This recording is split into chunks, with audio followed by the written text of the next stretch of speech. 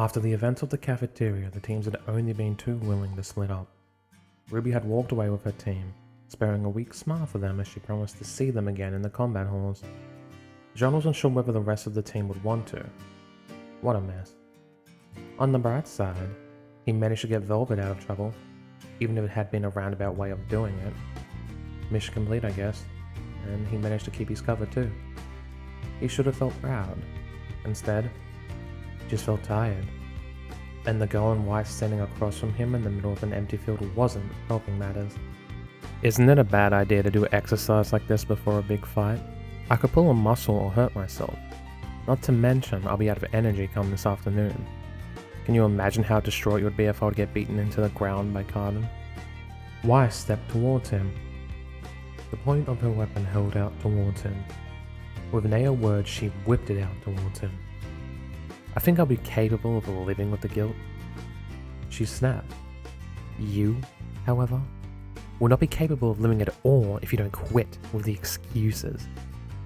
Jean sighed. Really? What had he been expecting? That Weiss of all people would back off and let him welch on training? Perhaps he should also go out into Vale, find Adam and open a band with the guy, turn him away from vengeance and hatred so they could become hippies on the road together. Really? Weiss was the worst partner I could have ended up with. Pyrrha at least would have held off until I asked for help, even if she would have felt bad about it. Ah, the benefits of hindsight. He'd been so determined not to end up with Pyrrha that he'd gone and upstaged himself entirely. That didn't mean he wasn't going to try, however. But we've just eaten too. My stomach is full. I'll get a stitch. You'll get 20 stitches if you're not careful. Silver flashed through the air, a perfectly executed thrust as Weiss crossed the distance between them. She was holding back. She could have used a glyph to cover the distance in a tenth of the time, but murder wasn't her true aim. A great sigh echoed in the back of his mind, an exhausted heave of breath as he stepped to the side and let her pass by him. A good dodge. At least your reflexes aren't beyond repair. He hadn't thought about that, had he? It had been an automatic response, a rather obvious desire to avoid the sharp end of a sword that probably cost more than the Ark family home. But it also told her that he had the reflexes necessary to track her approach, and the sense to get out of the way. Simply put, it was letting her judge his ability, which wasn't on. If I come across as too good, or even good at all, then she was going to get suspicious. Her pale eyes narrowed. The girl took one step to the left and then another, slowly circling him. A bead of sweat dropped down his brow. Do I circle with her? Or does that make it look like I know what I'm doing? But if I stand still in the middle, it makes it look like I'm confident enough to handle whatever she throws at me. When had pretending to be worse than I was become so hard? In the end, he stepped with her, making sure to hold his blade in a weak grip. The point was a little to the right too, his left side open. It felt awkward and uncomfortable. His instinct struggled against it, but with an eye in control, he just about managed it. She saw it. He knew it. It was clear from the moment her eyes narrowed, as her frame lowered, curling back her legs like a bird about to take flight. His body screamed at him, dodge, defend, counterattack, do something. He could step to the side, take the point of the blade on the flat of his so that it ricocheted down the steel. A solid punch to her face, little more than a distraction. She would reel back, and in that moment he would swing Kurokomore's across his body, across her throat. Instead, his nerves screamed with agony as she struck. His aura strained and stretched. The impact dulled so that it didn't pierce flesh, but still landing with all the force of a sledgehammer to his flank. Your guard needs work. She whipped the blade down, a move designed to clear it off imaginary blood. He could only cough as he fell to one knee, a hand clenched to his bruised stomach. I must be a masochist to take something like that on purpose. On the other hand, your endurance must be good to take such a blow without complaint. Oh, come on. Now he was blowing his cover by not showing enough of a response to being hit? How hard was this supposed to be? Maybe he's just too dim to feel it. Jean spared a flat glare for the black-haired girl reading a book. She was sat on the sidelines of Yang, the two apparently cheering them on. Naturally, it was only the blonde doing so, Blake being even more standoffish than usual. I thought she'd calm down now if she thought I didn't recognize her.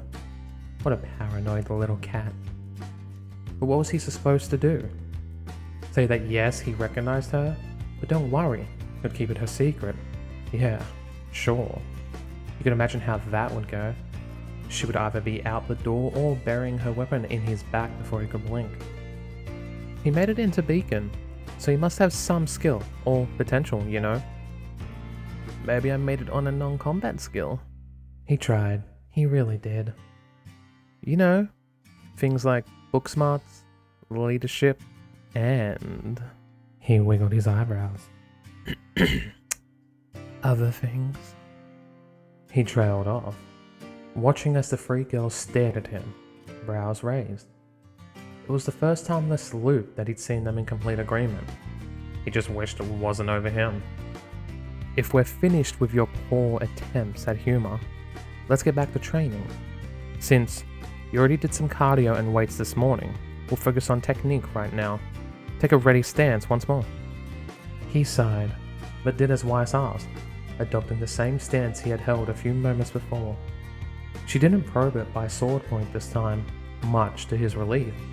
Instead, she strode forward and took his hand and arms in hers, adjusting his stance to something that satisfied her.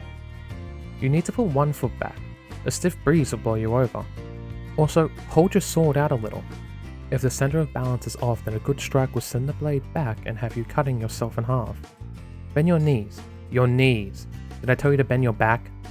He suppressed a sigh as she pushed him into what resembled a normal stance, a beginning one at best. It wouldn't suit his normal style, but it still felt more natural than what he had used before. Another excuse that had been stolen.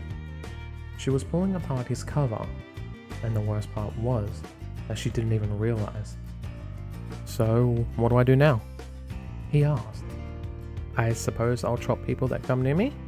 Are you going to throw fruit at me off the cart like they do in the movie?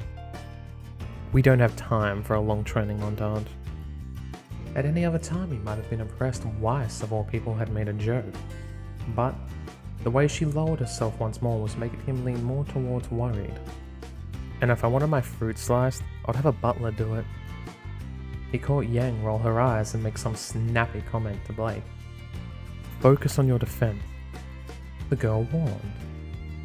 Don't try and knock my weapon aside with the tip of your blade, but instead use the full length of it. We don't have to do this. You're just going to tire yourself out kicking the crap out of me. It's a sacrifice I'm willing to make for your development. And with those words, she was off.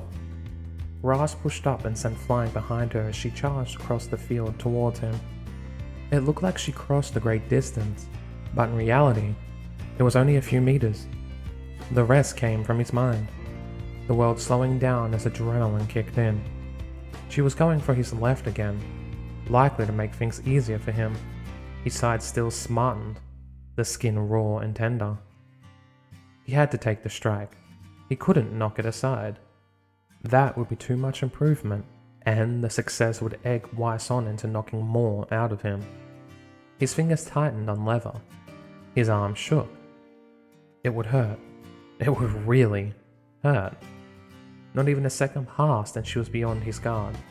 His sword moved clumsily, slowly, but didn't stop her. Blue eyes scrunched shut, ready for agony. His body moved. Jean hissed in pain as the blow glanced off the side of him. Weiss continued past, her momentum slowly bleeding as she turned to face him. She looked pleased, a stark contrast to the expression on his own face. He dodged, or rather, he'd moved to minimize the damage, using his spare hand to glide away the strike so that he took only a fraction of it. Not bad. She clapped one hand against the fist that held her weapon. You weren't able to deflect the attack, but you didn't take it either. Maybe there's hope for you yet. You are such a pussy. John thought of his body, and also, probably himself. Take the attack. It was only pain. It was so easy to say, but so were a lot of things. Weiss hit hard, and fast. Aura wasn't the catch-all painkiller that some people thought it was. You still bruised. You still bled.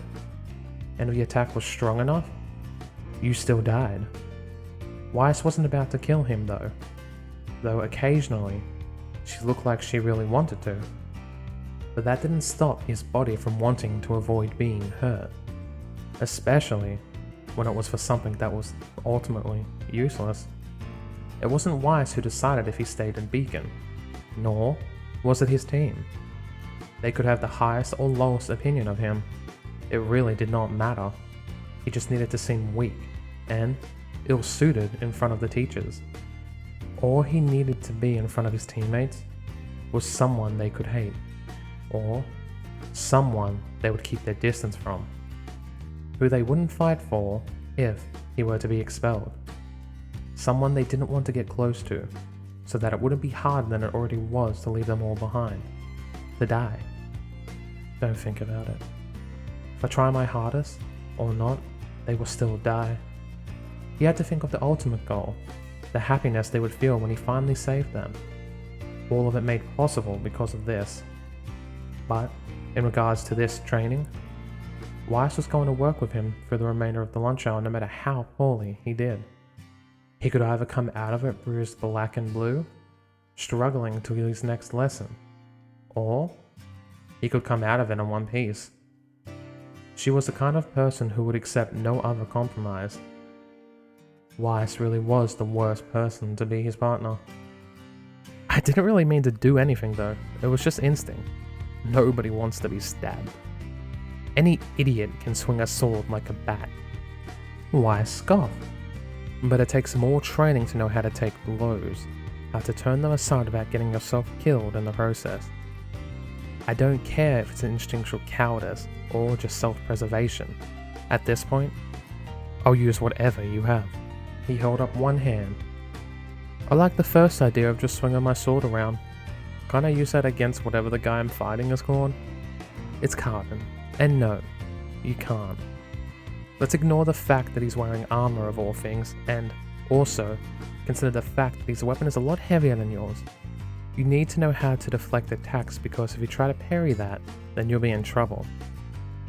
Jean could have pointed out that he'd actually been okay. Cardin moderated his blows so that he didn't push for your guard, though there was no kindness behind it. He liked to drag fights out so that he could have more of an opportunity to revel in his victory. He was also unusually vicious in what damage he caused too, not all afraid to swing below the belt or break bones. The fact that the bully tended to grow up fast and mature into a generally good guy was hardly any comfort at the moment.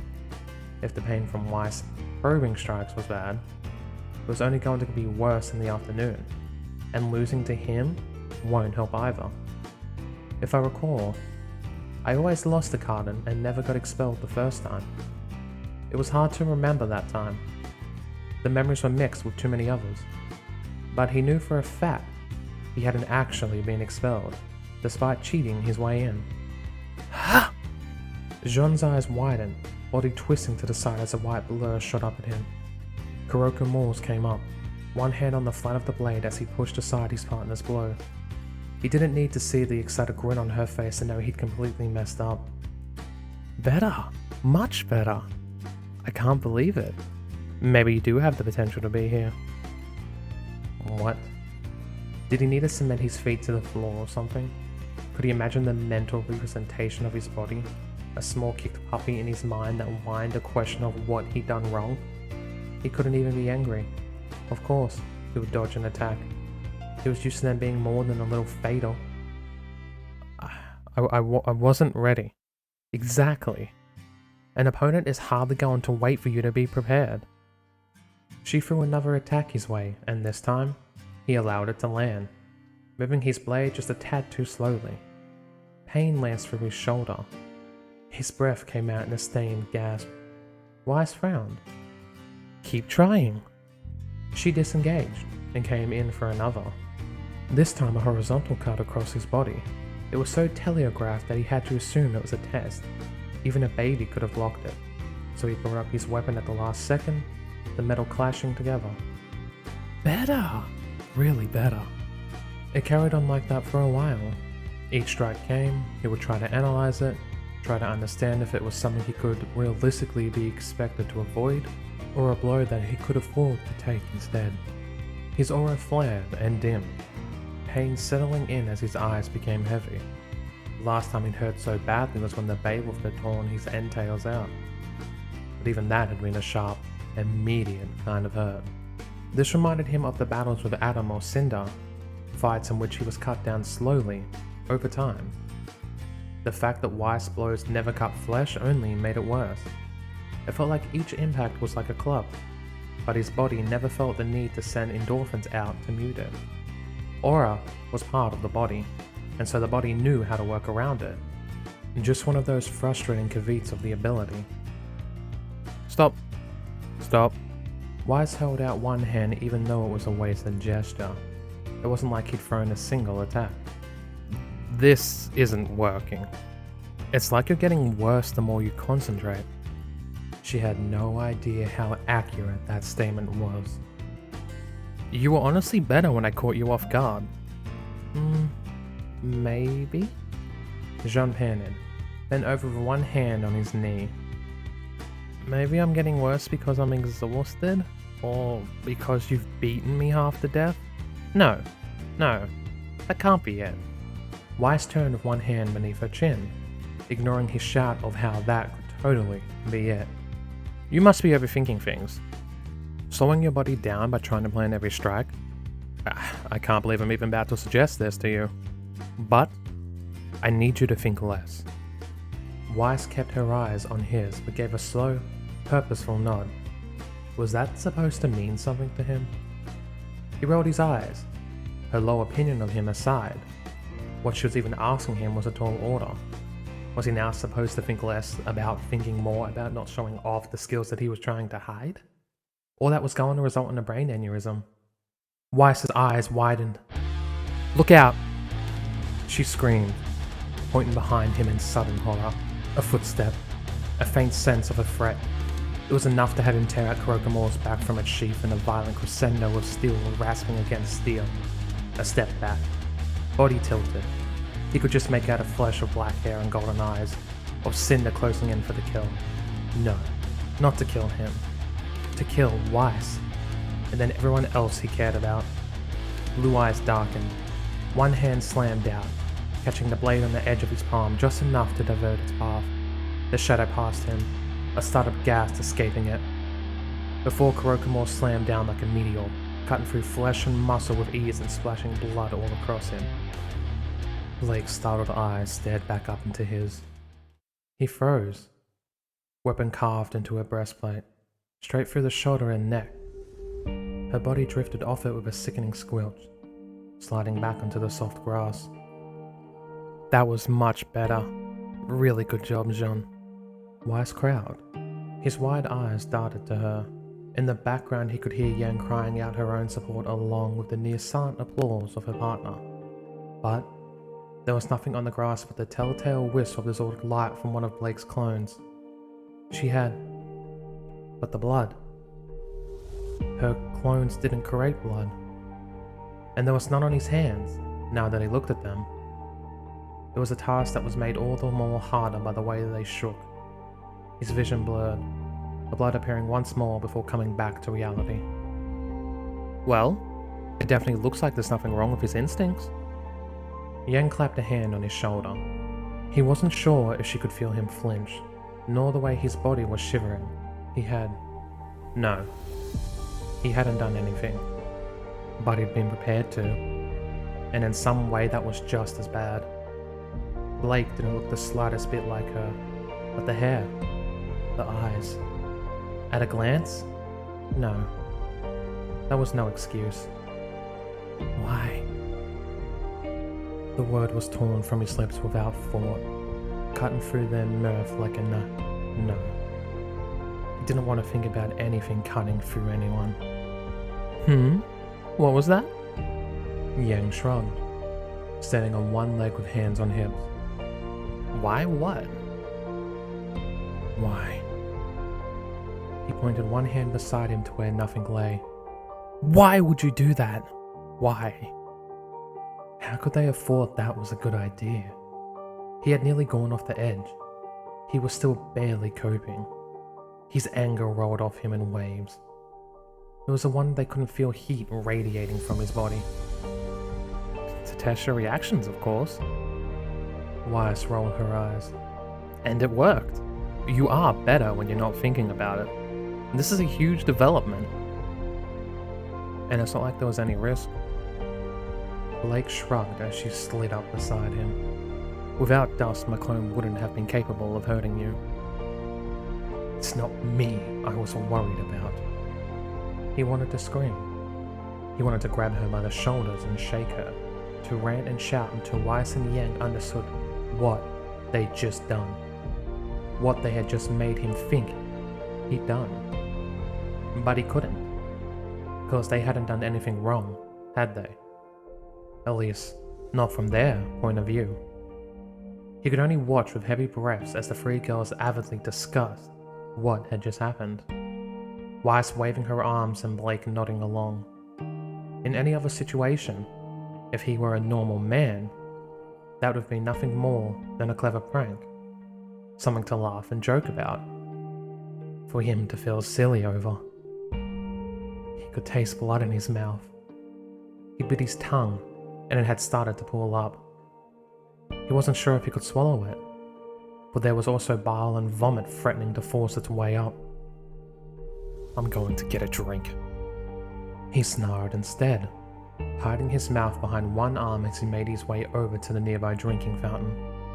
Weiss called over for him to wait, and if it had been any other situation, he would have, if only to prevent the argument. Not this time, however. Not when he couldn't think straight. She would get over it. That, or should write it off as him being rude or an arsehole. At this point, he didn't care which. They didn't even realize how much pain he was in. That was good. That was what he wanted. Wasn't it? Fuck. Red swelled in the bottom of the basin, the deep cut slowly healing as he felt the cool water sting. He had to calm his breathing. Had to get himself back under control. It had just been a training accident. No one had been hurt, and no one would be. Calm down. Calm down. You have a fight coming up that you need to throw. You need to calm down. It wasn't their fault. They were just trying to help. If anything, it was his.